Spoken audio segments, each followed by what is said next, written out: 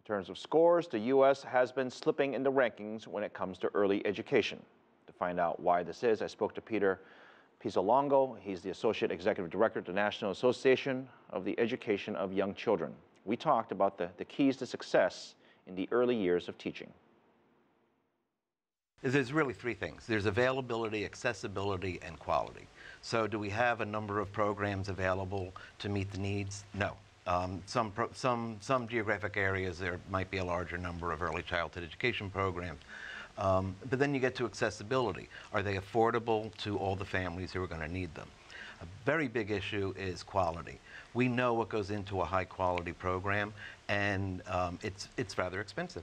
So it is difficult for most communities to have those kinds of programs.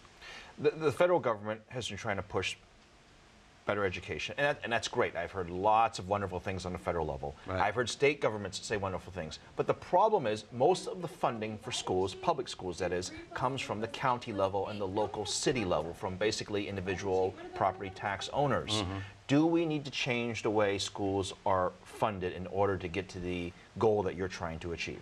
For preschool programs that are not in the public school sector, and that is the majority of them, for those programs, a large percentage of the cost is borne on the backs of parents. So it's very expensive for parents, and yet it's still not enough money for us to have the kind of high-quality programs that we want. We've got a number of people on the team with kids, me included, $2,500 a month, right around the corner from the studio right here. Per child, mind you. Right, right. That's not affordable to probably 90% of the people, I can think of here in the city, let alone having 2 or 3 kids. We have a crisis here, don't we, in America? And wealthier families pay a smaller portion of their yearly income for early childhood programs than low-income families. A family of 3. Well, low-income families just simply don't go, because they can't afford it. Right, right. I mean, if you are the federal poverty index for a family of 3 is $19,790. 50% of that is what it costs for an infant care program as an average across the country, and I believe it's probably more than that here in the District of Columbia. I can't imagine. You don't have to be a parent to get this. Anybody understands the importance of early education, right? If that's the case, why are people like you having such a difficult time getting the funding, getting the attention, building the awareness? What's preventing this from being a done deal? I really don't know. I mean, I think that we have a stronger voice. We in the field have a stronger voice now. I mean, we have a president who talks about early childhood education all the time. We haven't had this in the past.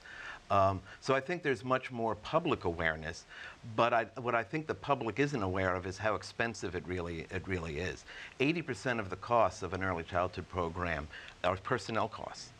And those costs have been stagnant for a number of years. They're very low.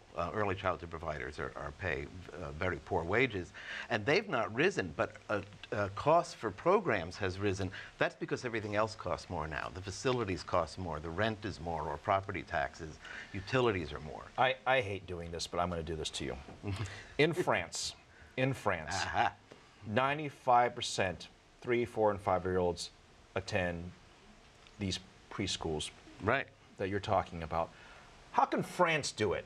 In the United States, we can't. The United States, we are a country that our federal tax rate, our total tax rate is much lower than in other countries, but we are a country that seems to complain a lot about how much we pay in taxes. So France... Well, trust me, they complain over there too. Yeah, but they also get much more on the public dollar than we do here. So so you've got these preschool programs that are paid for by those nations.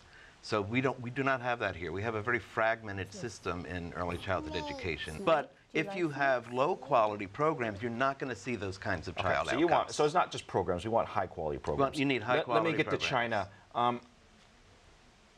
They rank #1 in high school students in terms of mathematics comprehension. Yeah. #1 in the world.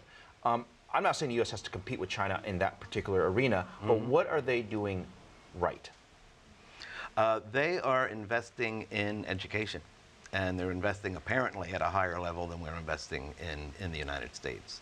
I think what I understand from talking with friends who are Chinese, teachers are afforded much more respect in China than perhaps they are in the United States. So, so I think teachers, with that respect, and perhaps they have a much more livable wage, perhaps that's a profession that some of your smartest and brightest people go into. Peter, thank you.